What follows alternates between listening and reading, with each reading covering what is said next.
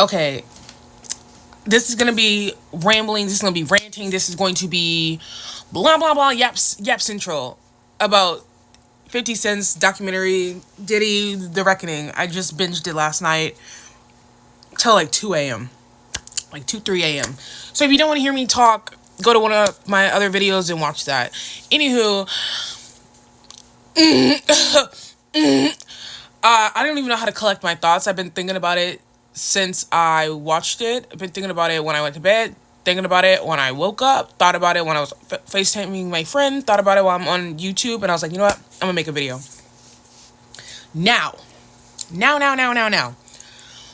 Bump Diddy, he ain't shit, piece of shit, can't do nothing right, evil, freaked out, freaked the fuck out, freak out, weird.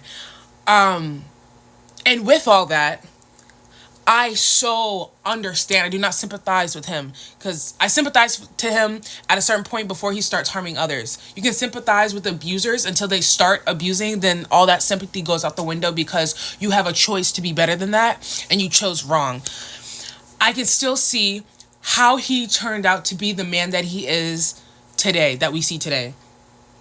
Since a kid, how his mother was, not having his father, and the illusion or the truth. It wasn't really clear to me on it, but the perception of your father being this big time gangster that got it all, got the money, selling dope, got the bitches, all this other stuff. So not only do you want to feel closer to your father, so you kind of follow in his footsteps, but you also want approval from your father regardless if he's there or not.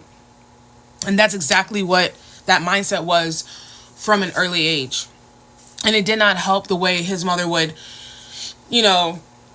try and kind of replace the son as the dad with how she would dress him and the things that she would have him around and how she would have party. I need them to go a little bit deeper. I need like a part 2. I need a episode 5. I need something else because his childhood was very interesting, and it's always interesting to see a lot of men, I want to say black men, but also I've seen white men do the same thing when it comes to being a rapper and being in the music industry and wanting to rap about things that you have no knowledge of because they sound cool and they sound hard and you want to look tough and you want to impress the tough boy gangster rappers, but you didn't come from that. And so I see how that changes with time, and especially with the talent. Like, give credit where credit's due. Diddy had undeniable talent at such a young age for him to be able to come from I don't want to say come from nothing because he had something for sure. He wasn't just like out in the sticks, out in the hood, ain't got shit to, like, he had a good bringing up, decent for what a black cultured man centered around that time can have. It could have been way worse. It really could have been.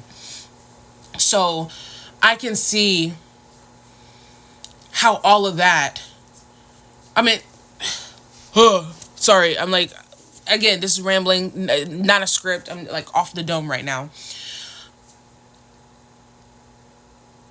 I can see how him coming from not much, still something, not much, and then going into the industry and meeting these high hitters and being so charismatic and being determined to be number one and doing things right and going above and beyond to get noticed. And then with that, you earn respect and credibility. And so they give you bigger projects to work on and more responsibilities to show yourself. And he exceeded in those things. I didn't even know Diddy had a hand, a foot, a pen in Jodeci, in Total, like in any of those older R&B hip hop groups. I did not know. And the fact that he put his hand to so many artists that are amazing and it has built literally the fabric of like the sound that we listen to today, and just tweaking it and sampling it and remixing it here and there, but it's still that same solid R&B soul type sound. It's insane. It's incredible. And if he didn't if he wasn't an evil person, if he didn't change with the industry, if he wasn't shown certain things, and if he didn't harm, abuse, grape others, and just be a disgusting human, he could have had the most prominent and the most just motivating, inspiring black success story in history, because there's no way, like they're like how they, even in the documentary, like there will never be like another Diddy type of thing when it comes to that aspect of Diddy. I, I it's sad. It's sad. I want him to spend the rest of his life in jail. I want him to reap what he sows. I want him to feel physically the karma that he bestowed upon Cassie and other women and other men, and Tupac and Biggie. And I want him to get that tenfold, if not more, in jail, while also seeking therapy so he can grasp the full situation that he has ultimately put himself in and others, and where the fuck that stems from. And I want him to, like, I don't know if he realizes, because he's been so far removed from reality and been surrounded by an echo chamber of yes men. I don't know if he's even capable of having introspective thoughts of, I'm wrong in this. Because there's a difference between, I'm going to do what the fuck I want to do anyways, and I'm not going to apologize for it, but in my head, I know I'm wrong. I know I did wrong. That was a wrong thing to do. I'm being manipulative. I'm being selfish, blah, blah, blah. And then doing it and still thinking you're in the right because you've been conditioned for decades of you being in the right, or being able to throw some money at a situation and making it disappear. So you kind of reprogram your mind to think that, like how you even said, you are the rule now. You are the exception to the rule. So I wonder if he's even possible, like if it's even possible for him to like look back into himself and the life that he's lived and the harm that he's caused, and feel anything for that. But I would love for him to have the one light bulb moment realization that, oh fuck, I am exactly who I say I am, and that's not a good thing. Oh fuck, I've ruined so many, like, you know.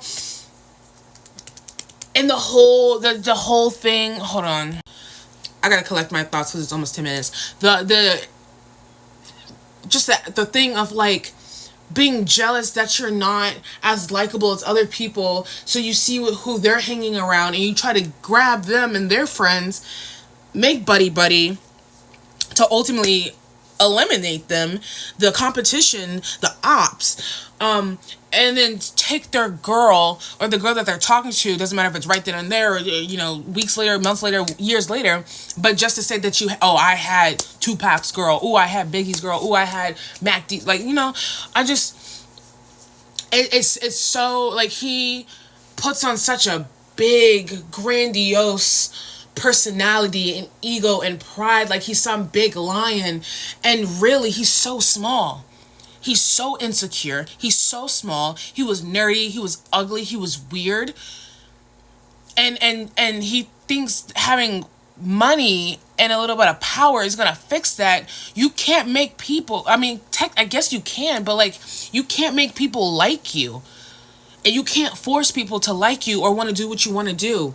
You can, but like that, like, it's so weird, and you don't really see too much of this, but it's so prominent around the entertainment industry, Hollywood industry, big CEOs. It's just not televised. And so I would love to see, like, people of the same authority, their childhoods they're bringing up, to kind of crack the code as to why the fuck are you like this. I would love to see that with like Elon, Donald Trump. I would love to see that with Clinton, like all those big heavy hitters that we hear shit about. I would love to hear, even if it's like they didn't go through nothing, people who are still like rich and wealthy, they still have pressure. Whether you're rich, you have pressure. Whether you're living in poverty, you have pressure on you. Whether you're living mid-range, you have pressure. Humans have pressure on them at all times, and it affects them differently depending on the environment that you're in. And that is just so fascinating to me. So tell me what y'all think in the comments, please. I would love a discussion.